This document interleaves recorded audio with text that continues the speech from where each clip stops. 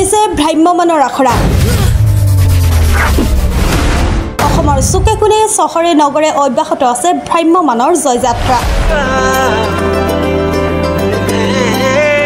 বহুকেইখন হৃদয়স্পৰ্শী নাটকেৰে দৰ্শকৰ মন জয় কৰিবলৈ সাজু নাট্য দলসমূহ 2025-26 নাট্যবৰ্ষৰ বাবে সাজু হৈ উঠিছে ৰাজতিলক থিয়েটাৰ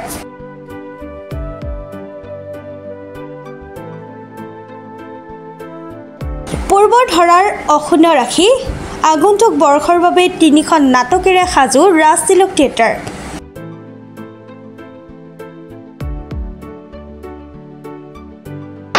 নমস্কাৰ মই ৰাতুল দাস ধন্যবাদ জনাব লাগিব ৰাজতিলক থিয়েটাৰক যে মোৰ তেওঁলোকে সদস্য হিচাপে ৰাখিলে ইয়াত আটাইখন নাটক খুব ধুনীয়া এতিয়া আমাৰ মোৰ চকুলে নাচাবা নাটকখনৰ অভিচিদ্ধাৰ এখন মিউজিক চলি আছে আৰু মনটোৱে মিউজিক দি আছে আৰু এখন হ'ল পথপ্ৰস্থ যিখন প্ৰণৱ বৰুৱা আৰু মেডিকেল কলেজ সেইখন আমাৰ ধ্ৰুৱজ্যোতি শৰ্মা প্ৰথমে আমাৰ সদায় ডাউট হৈ থাকে যে 3খন নাটক কেনেকুৱা আহিব বা সেই নাটক এখন কেনেধৰণে কৰি পেলাই আমি ৰাইজৰ মাজত যাম কিন্তু এতিয়া যথেষ্ট আশাবাদী আটাইকেইখন নাটকে খুবেই বেছি ধুনীয়া তিনিগৰাকী লেখনৰ 3খন সকলোৰে উপভোগ্য নাট ৰাইজৰ মাজলৈ ওলাই যাবলৈ পূৰ্ণদমে আখৰা চলিছে ৰাজতিলকৰ কলা কৌশলীসকলে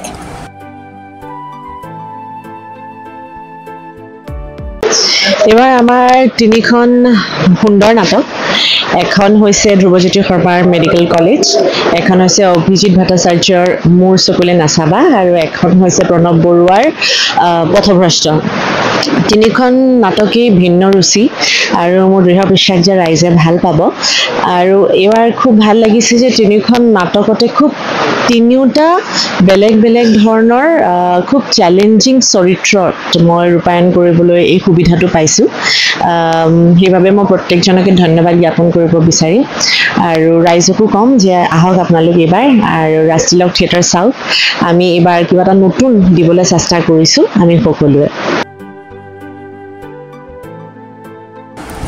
ৰাজতিলকৰ আখৰা গৃহৰ পৰা আমাৰ এই প্ৰতিবেদন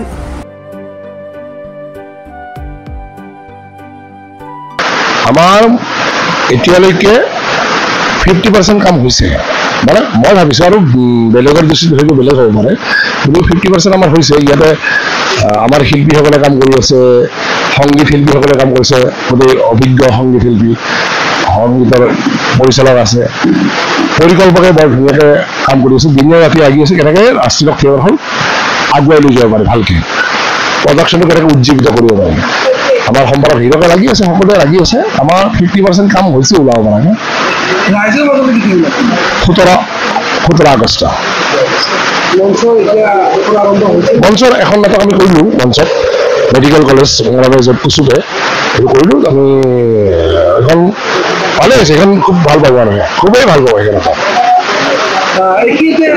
যি আপুনি এতিয়ালৈকে আখৰা কৰিলে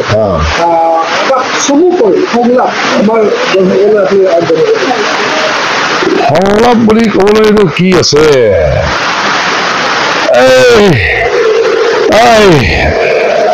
আজি মৰমৰ দাম নাই মৰম আদৰ মূল্যহীন অৰ্থহীন মেডিকেল কলেজৰ বাৰান্দাই এতিয়া কেৱল উচুপনি মৰমৰ উচুপনি বেদৰাৰ উচুপনি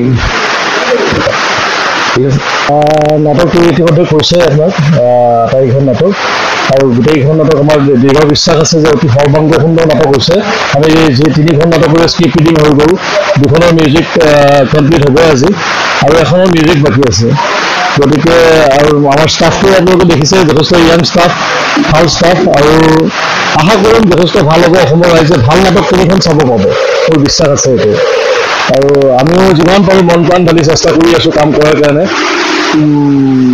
এতিয়া আমাৰ প্ৰয়োজন কেৱল ৰাইজৰ মৰম আৰু আশীৰ্বাদ ৰাইজৰ মৰম আশীৰ্বাদ হ'লে আমি আগুৱাই যাব পাৰিম ৰাজতিলক থিয়েটাৰ আৰু ইতিমধ্যে ৰাজতিলক থিয়েটাৰ যিমান বছৰ সম্পূৰ্ণ কৰিলে আটাইকেইবছৰ প্ৰত্যেক বছৰে ৰাজতিলক থিয়েটাৰৰ নাটকৰ এটা সুকীয়া মৰ্যাদা আছে আৰু মই দৃঢ় বিশ্বাসী যে এইবাৰো ৰাজতিলক থিয়েটাৰৰ পূৰ্বৰ সেই মৰ্যাদা অক্ষুণ্ণ ৰাখিব পাৰিব বুলি মই আশাবাদী হয়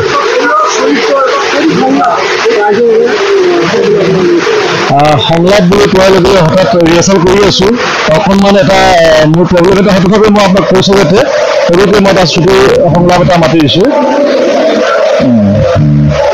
হিম্মত কৰা নাই, মূৰ্খামি কৰিছে, বিপদ মাতি আনিছে, মৃত্যু মাতি আনিছে নিজৰ কাষলৈ। আৰে চিন্তা চিন্তা চলাই কি চালা। এনেকুৱা ধৰণৰ সংলাপেৰে আমি আমাৰ কাম কৰি যাম আৰু ৰাইজে ভাল পালে ভাল লাগিব আৰু সেইটোৱে। ধন্যবাদ। আমি এইবছৰ 3জন বেলেগ বেলেগ নাটকৰ নাটক লৈছোঁ।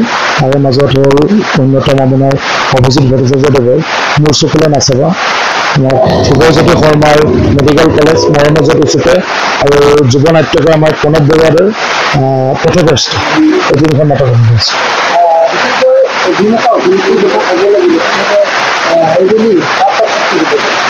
আমি এই বছৰ আমাৰ মুন্নু ফুকন আছে, বিশেষ মেইন অভিনেত্ৰী।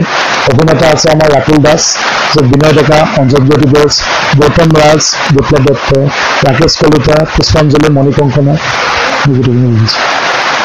যিহেতুকে আপোনালোকে আখৰা আৰম্ভ কৰিছে বা কিছু ভালেখিনি সময় গ'ল, এতিয়ালৈকে আপোনালোকৰ আখৰাৰ কিমানখিনি সমাপ্ত হৈছে আৰু কিমানখিনি বাকী? এতিয়ালৈকে আমাৰ আখৰাৰ 2খন নাটক আমাৰ অলমষ্ট হৈ গৈছে। আজি 3 নম্বৰ নাটকৰ মিউজিক চলি আছে। এইখনো আৰু 2-3 দিনৰ ভিতৰত আমাৰ গোটেইখিনি কাম শেষ হৈ যাব। তাৰপিছত আমি এটলিষ্ট 31 নাইবা 1 তাৰিখৰ পৰা উইথ ফুল ছেট ৰিহাৰ্চেল আমি মঞ্চত কৰিম এৰাউণ্ড 15 দিন। আমাৰ হাতত এতিয়া বহুতখিনি সময় আছে, গোটেইখিনি কাম আমাৰ এডভান্সে হৈ গ'ল। বাকী আমাৰ আৰ্টিষ্টে আমাৰ গোটেই ছেটৰ কামখিনি অলমষ্ট ক্লিয়াৰে কৰিছে আৰু বাকী কিছুমান কাৰিকৰী কৌশল আছে, সেইখিনি অলমষ্ট হৈছে আৰু খুব বেছি 4-5 দিনৰ ভিতৰত বাকী কামখিনি আমাৰ যাৱতীয় কামখিনি শেষ হৈ যাব। গতিকে আমি 1 আগষ্টৰ পৰা আমি 15 আগষ্টলৈকে মঞ্চত উইথ ফুল ছেট আমি ৰিহাৰ্চেল কৰিম। আমি 17 আগষ্টত আমাৰ প্ৰথম শ্ব' আছে ৰাণী বজাৰত, 17, 18, 19, 20 আমি ৰাণীত। তাৰপিছত 21, 22, 23 আমি গড়চুক পামহি খেলপথাৰত, পদ্মনাভ ভৰালী খেলপথাৰত আমি থাকিম। তাৰপিছত আপোনাৰ 24, 25, 26 আমি নুনমাটি কালী মন্দিৰত থাকিম আৰু ওলাই কিনে 3টা পেণ্ডেল আমি গুৱাহাটীতে কৰিম। যেনেকৈ এই অষ্টম বৰ্ষত আপোনালোকে প্ৰদৰ্শন কৰিছে, অষ্টম বৰ্ষত যাত্ৰা আৰম্ভ কৰিছে, এই যাত্ৰাৰ সময়ত আপোনালোকে ৰাইজলৈ কি আৰম্ভ কৰে? ৰাষ্ট্ৰীয় থিয়েটাৰটো আজি 18 বছৰ কমপ্লিট হৈ গ'ল। ৰাষ্ট্ৰীয় থিয়েটাৰৰ বিষয়ে অসমবাসী ৰাইজে জানে, ৰাষ্ট্ৰীয় থিয়েটাৰ কেনেকুৱা নাটক দিয়ে অসমবাসী ৰাইজে ভালকৈ জানে। ইয়াত মই ক'লে বেয়াই হ'ব, অসমবাসী ৰাইজে নিজে জানে ৰাষ্ট্ৰীয় থিয়েটাৰ কেনেকুৱা নাটক দিয়ে। যোৱা বছৰ আমাক অসমবাসী ৰাইজে ভালকৈ আদৰি লৈছে, বহুত মৰম দিলে। যোৱা বছৰ আমাৰ কাজল আনি দিম গীতটি চাৰিওপিনে বিয়পি গৈছে আৰু বহুত ভাল হৈছে সকলোৱে ক'লে।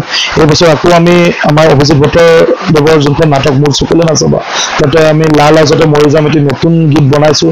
তাৰে অলৰেডি অডিঅ' ভিডিঅ' আমাৰ ইউটিউবত মুকলি হৈ গৈছে আৰু মুকলি হোৱাৰ পিছতে ভিডিঅ'টো গোটেই অসম বুলি নহয় গোটেই ভাৰতবৰ্ষতে বিয়পি পৰিছে। এতিয়া মণিপুৰৰ এজন ইউটিউবাৰে আমাৰ ভিডিঅ'টোক লৈ পেলাই এতিয়া তেখেতৰ ইউটিউবত ৰিয়েকশ্যন বহুত ভাল ৰিয়েকশ্যন দিছে, বাহিৰৰ মুম্বাইৰো এজনো দিছে। তো ভাল লাগিছে, অসমতে বুলি নহয় আমাৰ ভিডিঅ'ৰ চৰ্চা এতিয়া গোটেই ভাৰতবৰ্ষতে হৈছে। তো আশা ৰাখিছোঁ যোৱা বছৰ যেনেকৈ আমাক আৰু ইমান বছৰে 18 বছৰে অসমবাসী ৰাইজে ৰাষ্ট্ৰীয় থিয়েটাৰক যেনেকৈ মৰম দিছে, অহা বছৰ আৰু বেছি ভালকৈ মৰম দিব। নিউজ ডেস্ক ৰিপৰ্ট, প্ৰাতঃ টাইম ডিজিটেল।